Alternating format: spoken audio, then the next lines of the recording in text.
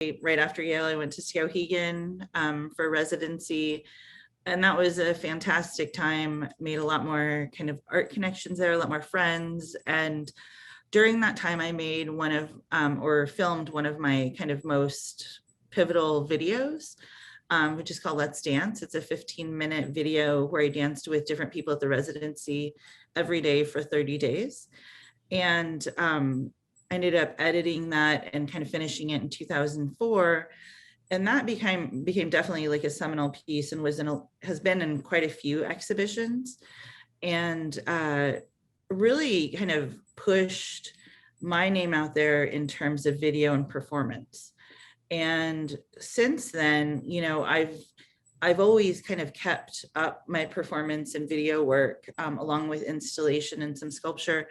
But I always find it interesting because when I've talked with, at panels for performance art about performance art, or like with other performance artists, I don't come from a theatrical background. I don't consider myself a super performative artist. I don't ever perform in front of people.